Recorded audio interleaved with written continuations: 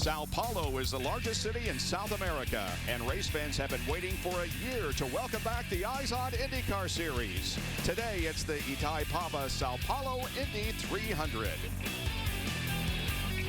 Welcome to IndyCar Central on Versus, presented by Verizon.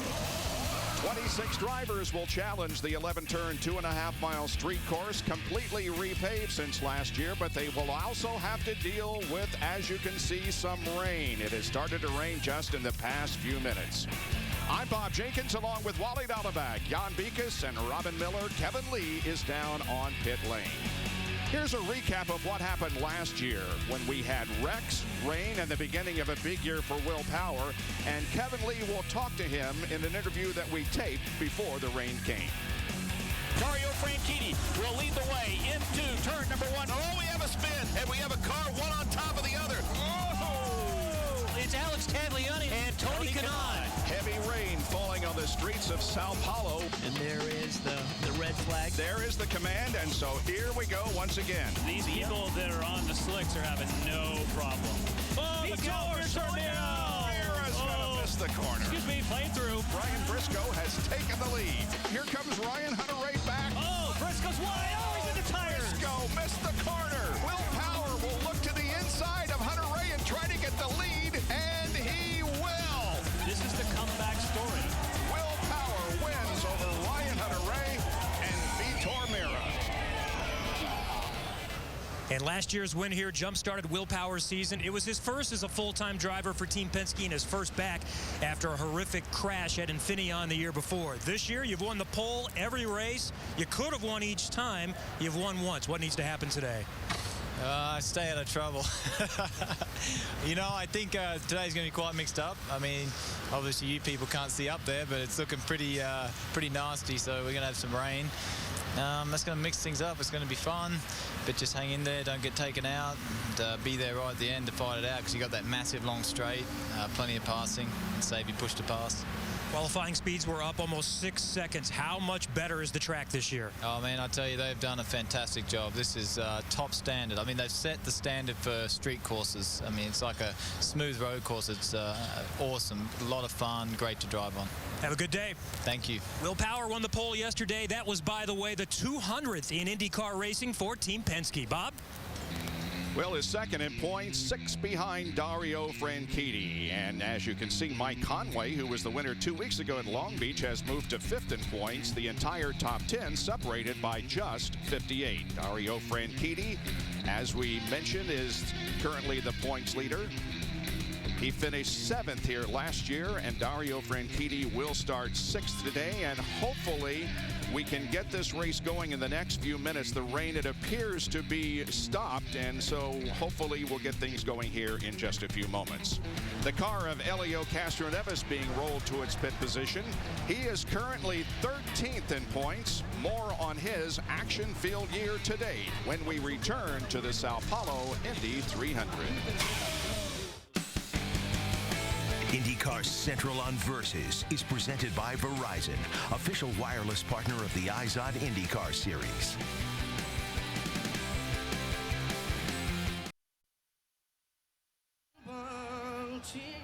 My goal was just basically not making mistakes and finish, and obviously that was a huge mistake. Oh, look at Castroneves! Oh, he took out his teammate. I can't believe it. Very blatant, but, you know, I don't know what to say. I mean, it's not very good. We don't take each other out. That's that's an acceptable thing. Lost probably a pretty good chunk of points to Franchitti. We're looking like a good day here, but that's racing and that's double file restarts, you know. I taking all the blame. There is nothing that I can say about, but I'm really upset. I'm sorry. Fans and drivers, a lot of people talking about that incident at Long Beach, one of many involving Helio this year. Allenser Jr., one of the IndyCar officials in race control, was quoted as saying, "We keep track of drivers and will continue to watch Helio." And here was Helio's reaction when we talked to him yesterday.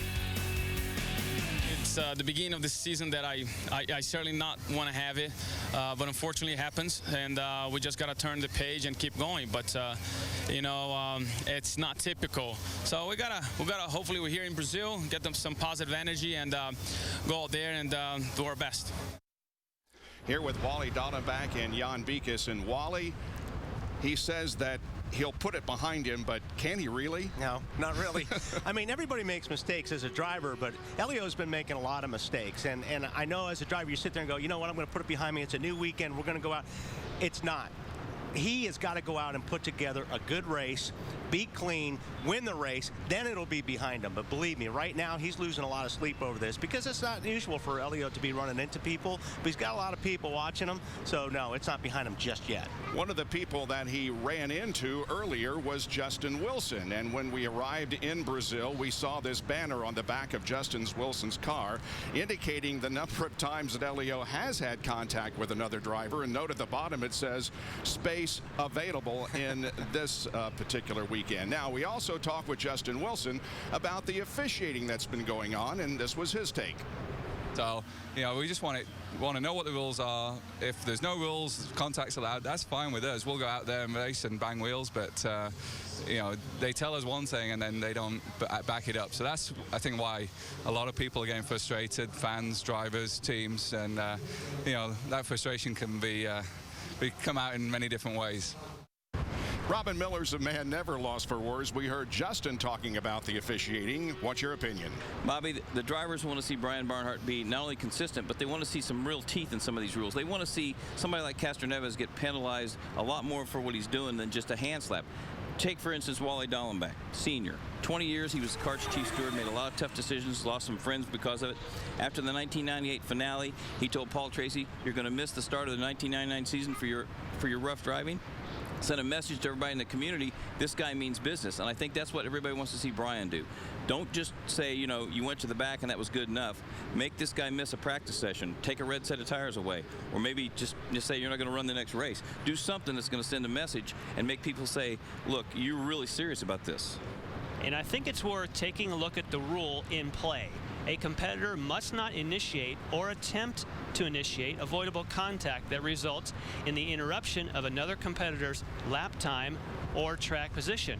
Well, certainly that's clear. That's crystal clear.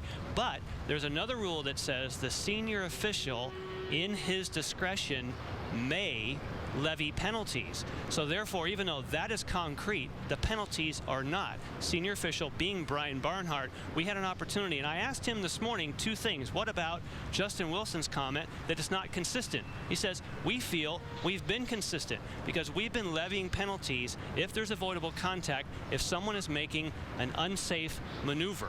If it's not an unsafe maneuver, we're not penalizing them.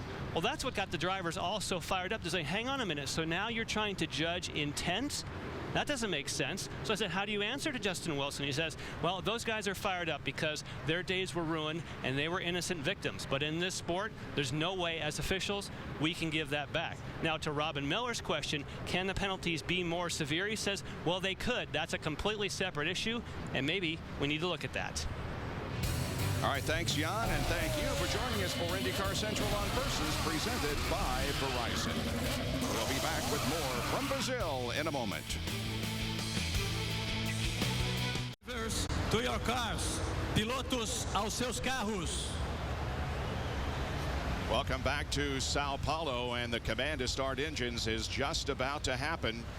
Good news, the race will not be delayed. It will be a wet race, so everybody's going to be starting on wet tires. But as far as the race being delayed, that apparently is not going to happen.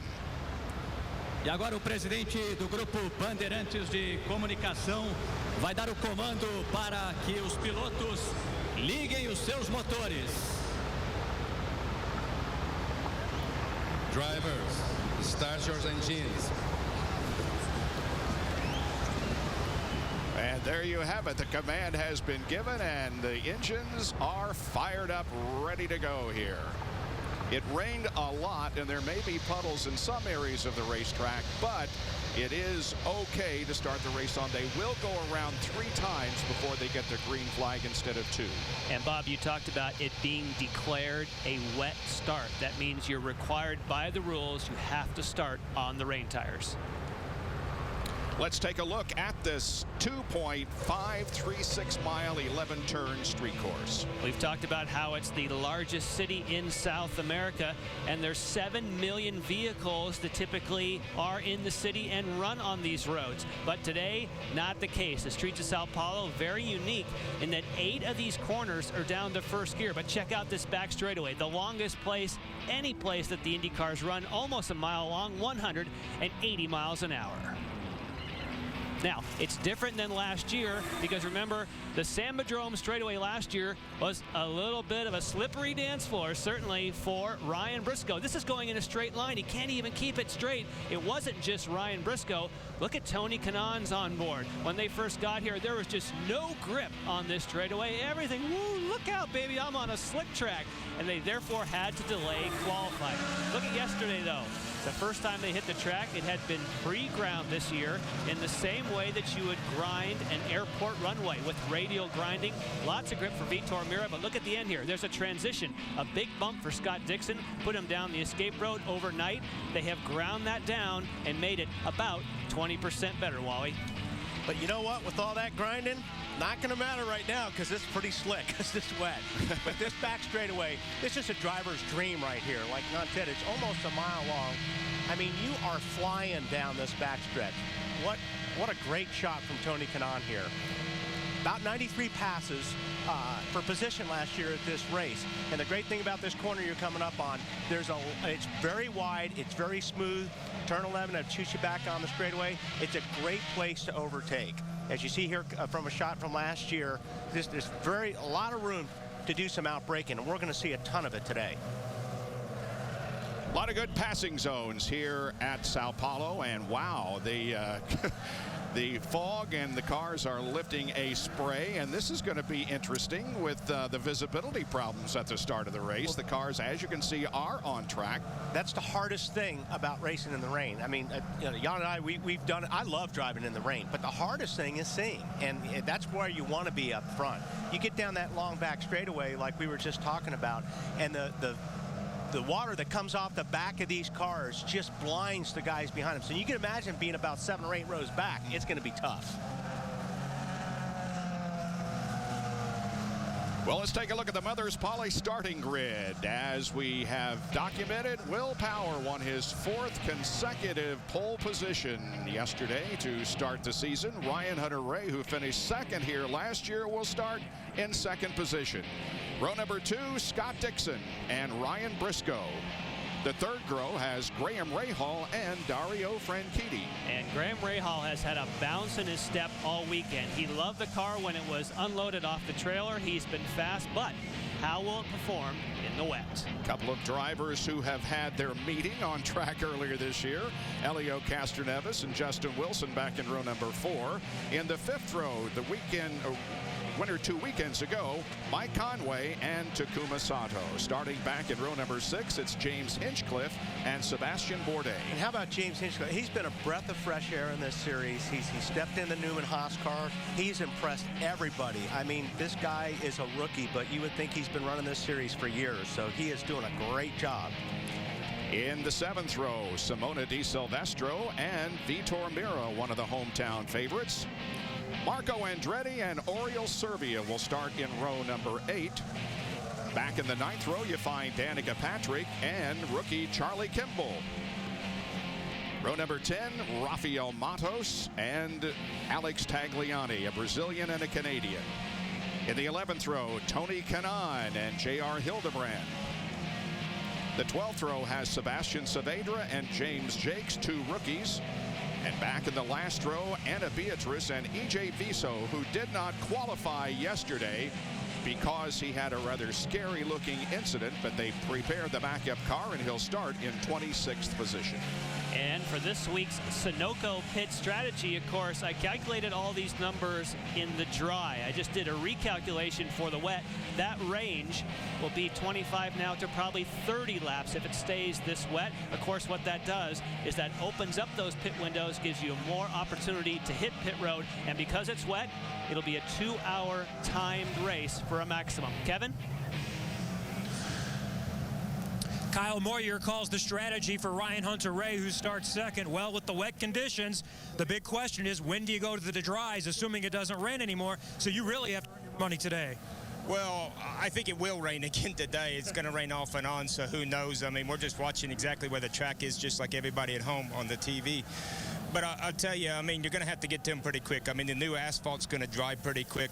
You're going to probably get a dry track, and definitely slicks are quicker around here. That proved last year. So as soon as you can feel comfortable without making a mistake, but I think we're going to have some yellows before then. One of the other big questions, because we have a straightaway that's almost a mile long and another that's almost as long as the straightaway at Indianapolis, is the level of downforce you put in. How do you come up with the right downforce level? Well, I think it was a big concern before when it was dry. Now when it's wet, it's even a more concern because you need the downforce in the wet. It's going to take at least 20 laps for this track to grip up now. And so you're going to need the downforce, but, you know, lap 70, if I'm sitting second, I don't want the downforce. I want to get by somebody. All right, good luck today. Thanks. Kyle Moyer with Andretti Autosport. Someone else to watch for. Now coming again from the back is Tony Kanaan. He qualified 15th yesterday, but penalized and moved to 21st. During qualifying, they changed the front wing and nose cone, and that is not allowed. So his laps after the nose cone change were disallowed. He had to stand on the early laps. That moved him back to 21st. Bad for him, good for us. We remember at Barber when he started 24th and was up to 14th on the first lap. So we'll watch Kanaan coming from 21st in his hometown. And we have now less than a lap to go before we get the green flag, and you notice that we will have some color changes this week here.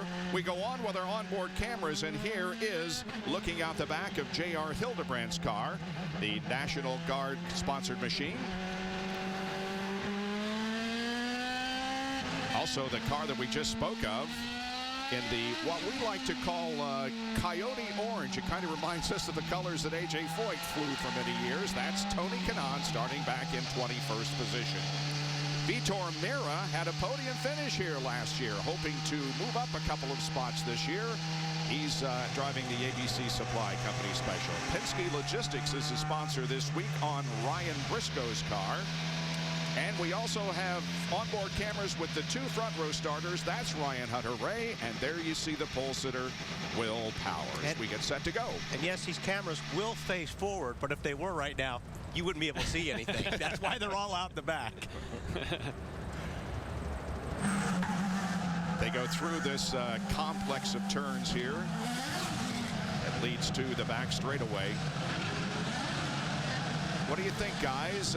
Will we see Will Power go to victory again today, or is this rain going to be a very significant factor? I love the rain because it's a great equalizer. Now, you know, Jan and I were talking about this morning. Some of these guys that run softer setups normally are going to be better in the wet. It's better to have a soft car, makes the car roll, gives you more grip in the wet. So I think that's going to be fun to watch to see who gets up there. But for some of these drivers have been brought up racing in the rain, and that's going to make a huge difference. And you're going to need to have been brought up racing in the rain with the kind of spray, as you already mentioned, it'll be coming down to take this green flag. If you're anywhere off the first few rows, it is going to be nearly impossible to see where you're going. This is where we've talked a lot about contact. We talked a lot about respecting drivers. This is a case where you got to say, you know what? This is really going to be dangerous at the back. I've got to mind my P's and Q's. But I predict there will be contact. We had a big conflagration at the start of last year's race. It's wet. Will we see the same here this year? The Itavipawa Sao Paulo Indy 300 is underway. Here we go from Brazil. Down into turn number 1. There's a transition that Jan talked about, and Ryan Hunter-Reay has missed the corner. Oh, and he's into the tires. And here's the thing. Here comes Serbia. You've got to be really careful. That's all painted right there. Oh, we got guys. Another Castro Neves, Danica, and Simona. Wow. While we were watching Ryan Hunter-Reay slide into that area when he missed the corner, we missed what happened back here with these three. There's Simona Di Silvestro's car on top of Danica's, and Helio Castroneves once again involved in an early incident. You know, I said at the top of the show, you've got to get through a race to get your confidence back. This is not what Helio was looking for right here. Here's the start of the race. Now you can hear brakes were locking up at the rear and the front. And what I was saying about Hunter-Reay right now, you're on paint. When you're on paint in the wet, it's even slipperier than asphalt. Now watch over to the right. We'll see what happens. Castroneves. Wow, he was close. He was close to Franchitti. We'll see if there was contact between Franchitti and Castroneves. I don't know if there was. Looks he just got wide. Whether he had help, it's tough to tell. Well, there's. And they stack up behind. Simona's car going on top of Danica's. So once again, an early crash has eliminated at least 3 drivers, probably 4 here. Ryan Hunter-Reay into the tire barrier, but maybe they can get him refired and put a new nose on the car.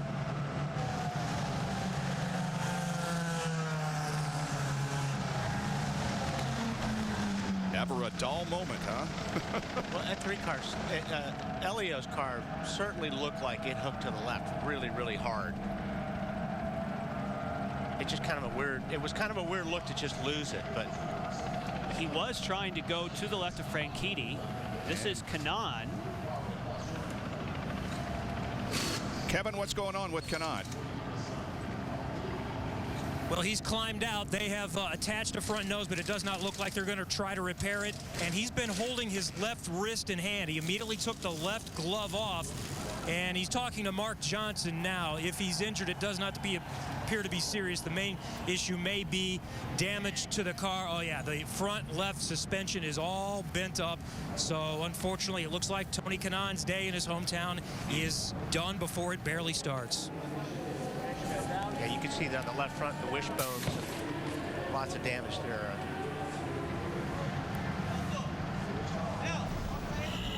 All right, let's have some more replays here. This is from Vitor Mira. Simona Di Silvestro going up the inside. Ooh. Well, they were 2 by 2, and unfortunately the track got blocked ahead of her by Castroneves. So the guy who has had a bad season overall with only 1 top 10 finish this year, Helio Castroneves, is involved in a wreck at the first corner here at Sao Paulo. Back with more in a moment. Sao Paulo Indy 300 on Versus is brought to you by IZOD, the official apparel of the IZOD IndyCar Series, available at Macy's.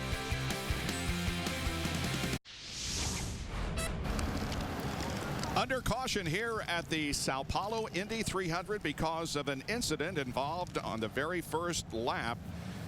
Helio Castroneves, Danica Patrick, Simona Di Silvestro, and Tony Kanaan involved in that accident you see right there. Ryan Hunter-Reay slid off course, but he was able to get back in the race. And here's another replay, and it's still impossible to tell. TK just took a shot to the left front. I think that's why his hand was hurt. He was trying to turn on the other side of Danica, and he clobbered her. All right, let's talk to TK. Here is Kevin Lee. And right now he's huddling with Michael Cannon and Mark Johnson with the team. Helio Castroneves just walked by a little bit. The 2 longtime friends embraced. What happened? I wish I would know. I mean, I got hit from everywhere. And all of a sudden, I think Danica hit someone. I mean, I don't want to name it because we couldn't see anything. So, but I'm pretty sure I got hit from behind. I got hit from the side. And then her car all of a sudden came on top of mine, and then it hit my hand pretty hard. So right now, I don't know what's going on. I'm going to go see the best doctors we have in medical center. Here's the guys from IndyCar, so hopefully it's nothing serious, so I can be ready to go for Indy. They're going going back, and they're trying to fix the car. If they get it fixed, are you well enough to drive anymore in this race? I drove with a broken hand, so yes, I am. I have a huge fan base here that is cheering for me. I have a sponsor that bought a car for this race, and if I can, definitely I'll be out there and trying to stay out of people's way for sure, because I'm not going to be in contention for anything. But at the end of the day, we're professionals. We need to show the sponsors, and we are going to go back out, yes. All right. Thank you, Tony Kanaan. And by the way, as you watch him make his way through the paddock this weekend, he is like a rock star here. People screaming, people following him around. He has a huge following here in his hometown of Sao Paulo. So the race continues under caution with both Helio Castroneves and Tony Kanaan out of the race, and so is Danica Patrick. There is her car being lifted onto the flatbed. Helio's car remains on the racetrack. You know what's amazing, boys, is that look at the Brazilian crowd, and they lose the two favorite guys are gone. Yep. They don't see one lap, and I think, you know, Kanaan's going to go back out, but still, when you see something like that happen, they're so passionate, waving their flags and everything, and they're like, you wonder how many will stick around. You hope they do, but you don't know. I think we talked about this last year, Robin, when it rained so hard. These fans didn't move an inch through a driving rain. They stayed right there, and they did it again this year. Yeah. Once again, some replays of what might have occurred that knocked 4 cars out of the, or at least 3 cars out of the race. And we know already that Ryan Hunter-Reay, left of the screen, is going to go straight down the escape road. So then let's take our attention back over. Let's pause it here if we can. And it's worth, certainly, I think, taking a really close look at where we are back in here. Okay, because that's Dario Franchitti, and then on the far side, that is Castroneves. So go ahead and let that roll. Now, why, first of all, is Castroneves hanging out there on the outside? It's still really hard to see if he really went to the left quick there. The only thing I can say, if there was contact, it was off of Franchitti's left rear, and it hit Helio's right front. But Kevin, maybe you can straighten it out for us, because you're with the man. Well, I know you really wanted a good result and a bounce back here at home. What happened? Man, I tell you one thing. I thought bad things coming 3, but in my case, one more, 4th. So very upset because I gave plenty enough room. Just want to drive, go around the corner. Dario, whatever happens, he went deep. So.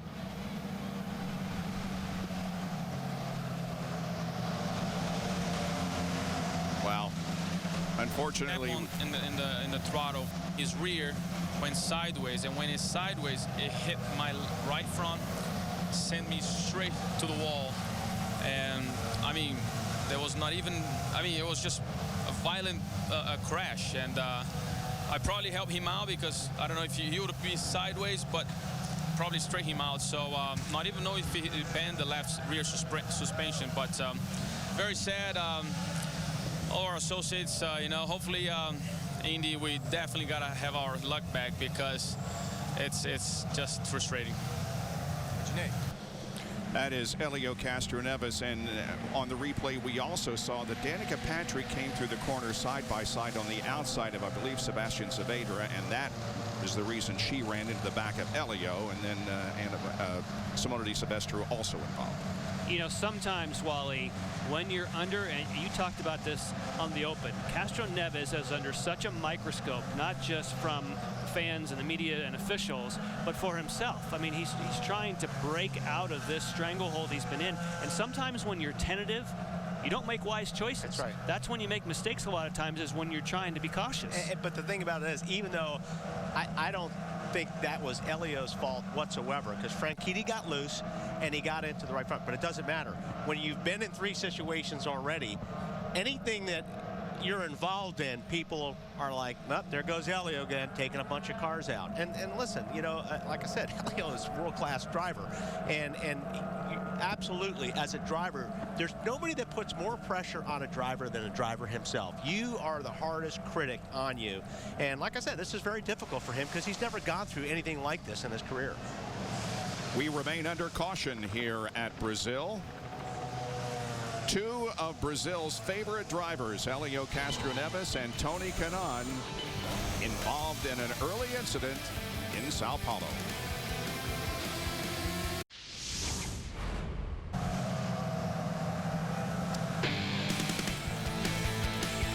It's the Eyes on IndyCar Series on Versus today from the streets of Sao Paulo, Brazil. Next up, the Indianapolis 500-mile race, and we have extensive coverage of what goes on before the race happens. Saturday, May the 21st, it's pole day, and we will have coverage beginning at 11 o'clock Eastern Time. That will be until 2:30, and then we'll pick back up from 4:30 until 6:30. On Sunday, Bump Day will be on from noon until 6:30. And on Friday, that's Carb Day, we will also have the coverage of the Firestone Indy Lights Freedom 100 and the Pit Stop competition. The 500 Festival Parade is Saturday, May 28th, and you can see it here on Versus beginning at 5 o'clock. Well, we hear that we're going to get the green flag in one more lap. But don't forget, we have another two-abreast restart coming up. Let's hope it goes a little smoother than the first time.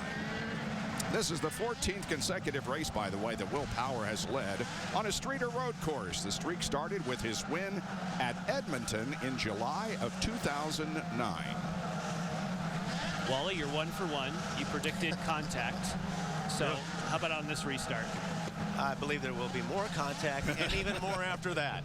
You know, really, Ryan Hunter-Reay was benefited by the crash because he was able to come back in to get a new nose and didn't lose a lap. So, yes, he starts at the 22nd position, but he's still on the lead lap.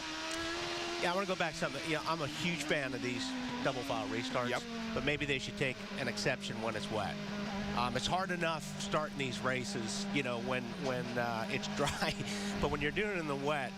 Now he'll be pitting. You can continue with your thought, Wally, but people who are near the back will go ahead and take just a splash of fuel here to be sure you have that little extra to play some fuel strategy later on. Turn it off. No, it's just it's still running. Oh, okay. And it's quick stop. And again, the idea behind this is that you're already at the back. You're not losing track position, so you're just topping up. So if you need to go on a long stint, you've got some extra fuel. You're not really giving up much. And don't forget, this is time. So that can definitely play into your favor. Yeah. You know something else? Graham Rahal is third now. He was a benefit in that first little schmozzle in the first lap. But in 2007, when he was a rookie in Champ Car, he was leading the race at Mont Tremblant in a downpour, and he was pulling away from Justin Wilson and Bourdais, who had Formula One experience. So this might be his bailiwick. I haven't heard the word schmozzle since Laverne and Shirley. Or bailiwick. Well, you know, Bob, I'm a grad student, so I picked those things up in the 9 years I spent in high school. Okay, I got you. Well, they line up 2 by 2. Power on the left, or right rather, and Scott Dixon beside him. Then it's Rahal, Briscoe, Franchitti, Conway, Wilson, Sato, Hinchcliffe, and Bourdais, the top 10. Here they come, 2 by 2 through turn number 11, what they call the victory hairpin. Nice formation as they come down. Will they get the green? Yes, they do. Here we go, and keep your fingers crossed.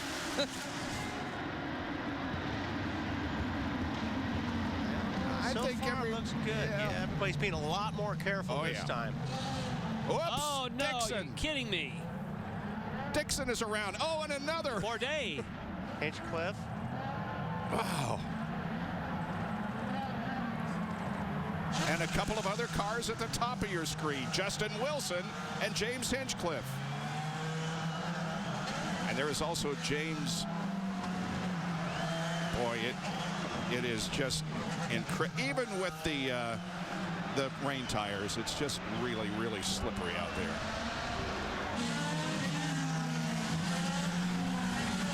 Still stay green. Yeah, no full course caution. Trying to get Justin Wilson's car refired. Here once again is a look at it. Watch the second place car. He just simply loses it. Yeah, just putting the power down. Yeah. There's just contact in the back there. Yeah, Wilson got turned around. Bourdais. All on his own. Just too much power too soon. That moves Rahal up. He didn't touch anything, though. He didn't make contact with the wall. Ooh, this is good from Will Powers. Onboard camera. Listen. Just when you're hitting the throttle there.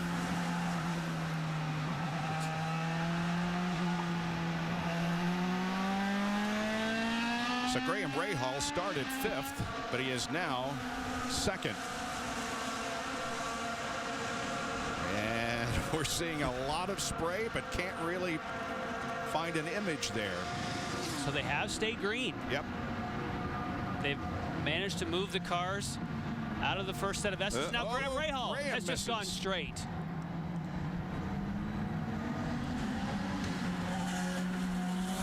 So the second place car spins, and that's going to move Ryan Briscoe up to 2nd place in the yellow car. The pictures you're seeing are from our host broadcasters in Brazil. We don't have much control over what we're seeing. There is Ryan Briscoe now in 2nd position. Right behind him is Mike Conway, the new star of the Eyes on IndyCar series by virtue of his win 2 weeks ago at Long Beach. There's problem. Ryan Hunter-Reay, and he has a rear wing missing. It's not missing, there it is, but it's not doing him any good. Supposed to be, yeah. That's the thing with these cars, especially in these conditions. You have just got to, when you're working the gas pedal, you almost have to treat it like there's an egg underneath the pedal. You've got to just lay the throttle down very slow, keep gradually feeding it. Where Dixon probably gave it a little bit too much. Here we're on board with Hunter-Reay. And that, I mean, just a little bit. He got on the throttle a little bit too. It just doesn't take much. I mean, very, very difficult conditions to be driving in. James Jake slid through there. No contact. Same with Dixon. Going by, making up time after his very similar. Putting the power down, stepping around. Of course, unfortunately for Ryan Hunter-Reay, he received damage. And as you said, Scott Dixon apparently didn't hit anything with his pirouette. Wow, look at the rain now. Yeah, it's really coming down. Full course caution coming. Yeah, when it rains this hard and you have standing water like you start seeing, it gets really, really bad. You know, obviously a good call right now because it's just, this is what you call torrential. Yeah. The driver who has benefited most here in the early laps, gained the most positions, is J.R. Hildebrand, who... Well, there he is. Not any longer, Bob. Yeah, and Vitor Mira, upper right. Matos over there to the left of J.R. He had moved up from 22nd to 10th. Hey, that turn two's giving people a lot of problems right there. And it's just when you're squeezing the gas on. Sebastian Bourdais. Now, this would be the second time because he had that on the restart. Now, this is more recent. Here's Vitor Mira on the brakes. Whoa, just misses Marco. A replay for Bourdais. Now, there are 2 other cars that were involved in this Mira incident. We'll see how they ended up down there. Oh, look at that. Huh. Wow, what a great shot. When you lock the rear brakes. It's over. It's over, baby. And there's 2 other cars that end up down this escape road. So Mira, who had such a great run here last year, finishing in 3rd position. His badly damaged race car is in the way.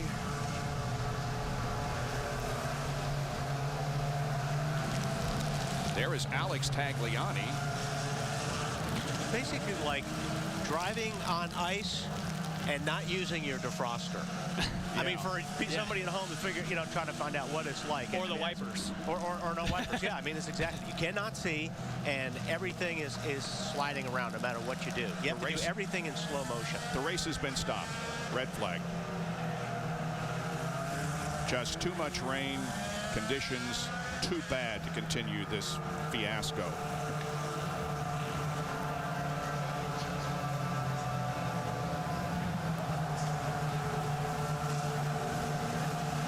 That's Paul Blevin holding the red flag, and you can see he's getting pounded by the raindrops.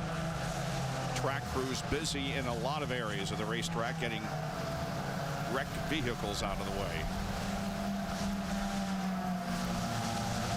So on the 10th lap of this, what was supposed to have been a 75-lap race, but turned into a timed race when it began under wet conditions, we have a red flag. And when there is a red, the clock does stop. It does not continue to run during the red. So that's the reason they would go red, is to stop the clock and obviously figure out what to do with standing water.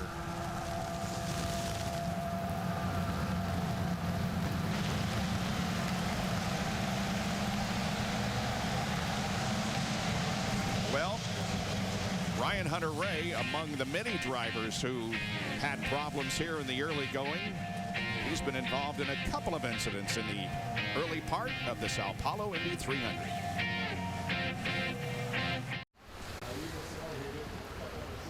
The Tabe Haba Sao Paulo Indy 300 has been stopped because of a torrential downpour. The race began under wet conditions with a little bit of rain, and we've had several accidents that basically were caused when the rain became harder, and it is just downpouring now to the point where it is unsafe for the drivers, and so they have been moved into the pit area. They're still trying to get wrecked cars off the racetrack, it would appear. Well, Kevin, I don't have to ask you how the weather is down there. I think we already know. It's not good, Bob. This is about the same level of rain that we had last year, but it didn't rain for that long during the race. But this is the second basic monsoon that we've had so far today. It started sprinkling about an hour before the race, rained hard right before the race, stopped. Now it's been raining again hard for the last 10 minutes or so, and it really couldn't be raining any harder. So even if it does ever stop, this is going to be wet the entire time. We're going to have huge puddling. They do believe that some of the changes they made in the track is going to help the drainage this year, but it's going to simply be a major issue for the rest of this race. Luckily for Will Power, he said, I like racing in the rain, even though I am starting in the point. He seemed to kind of welcome changing things up a little bit. The race last year was stopped on the 37th lap for rain there. You see the work being done on Tony Kanaan's car, and Tony is back there watching things happen. And he's being told that the race is red flagged, and so they can't work on the car. Correct. Go ahead, Kevin. We'll probably let you resume here in a minute. Bob, they can put a cover on the car. They can also hook up the battery, but teams are told they cannot do any work on the car right now. Okay, thank you.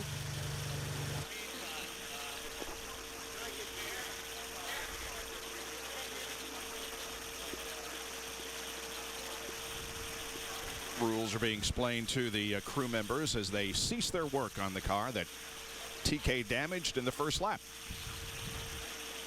And on that shot, it's pretty apparent that this area right here is one of the many areas that they're going to need to bring attention for Tony Kanaan. Still a fair bit of work to be done.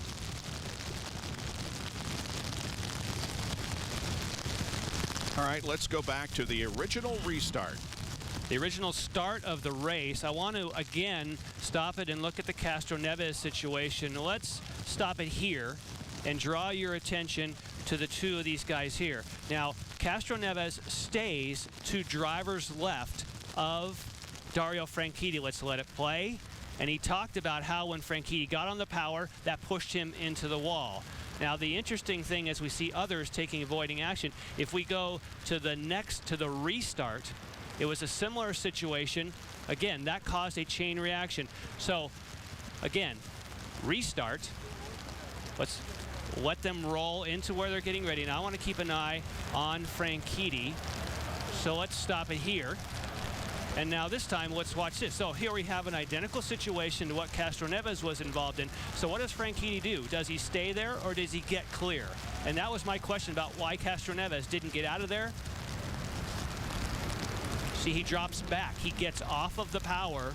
And, of course, part of it is because his teammate is spinning pirouettes ahead of him. And then, of course, all pandemonium breaks loose behind. But the point is that if you are in that situation and it is that slick, that Dario Franchitti, I think, it's obvious now, made the wiser choice of, hey, I'm on the outside, I don't want to be here, backed off and let Mike Conway go. I just don't know if Elio had the room to, I don't know if Elio had the room to do that on the start because they were stacked up on that restart. Those guys got single file pretty fast, you know, the first 4 or 5 guys. But Elio was kind of pretty far up on Franchitti. I really don't know if he had the option. I guess he could have just backed off, but if he would have backed off, you're always worried about, if I back off, I'm going to lose 3 or 4 positions. But, you know, you won't be in the wall as well. So that's really a tough call on.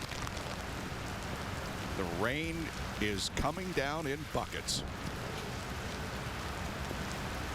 It's awfully hard to tell a race driver to back off. Yeah, I was going to say, I'm not sure that anybody's ever done. Yeah, I mean, Elio was, like I said, he was pretty far up on Dario, and you know, I think he committed himself there.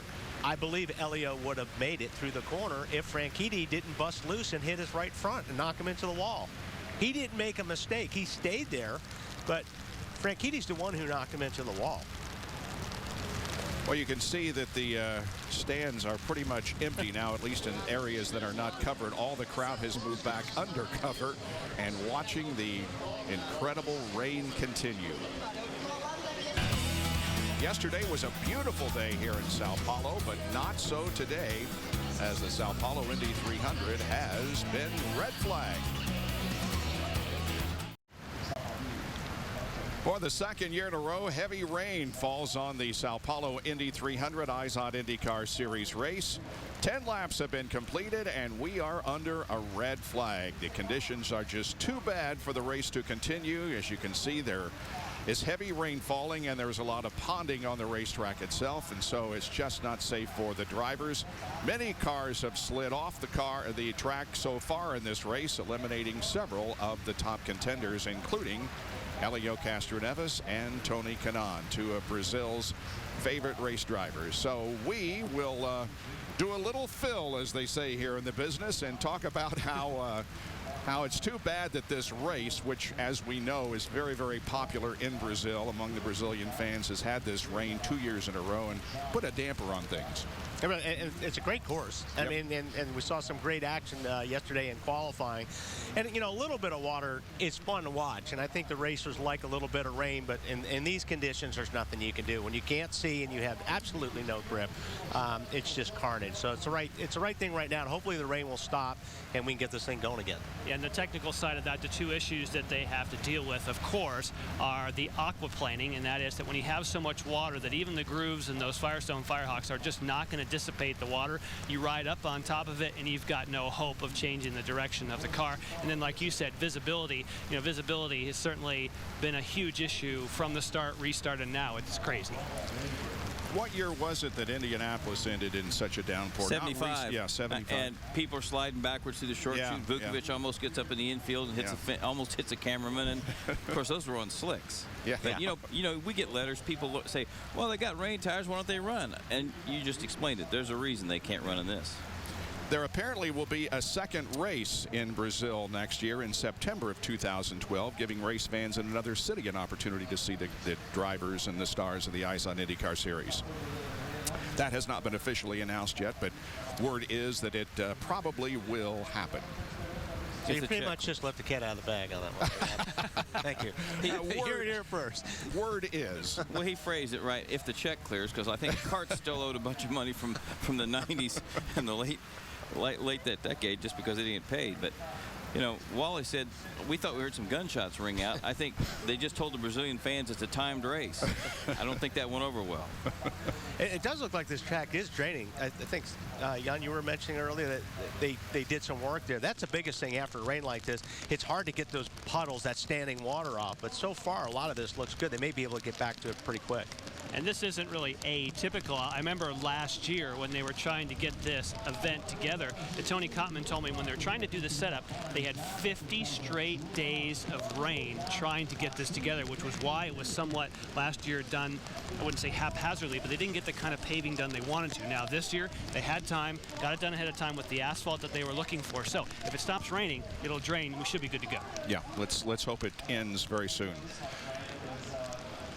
In the meantime, Robin Miller is going to sing a song for us all. You know, I was just looking at the monitor. You guys are all got ties on. I didn't get sent a tie. Versus didn't send me a tie. Would you wear one?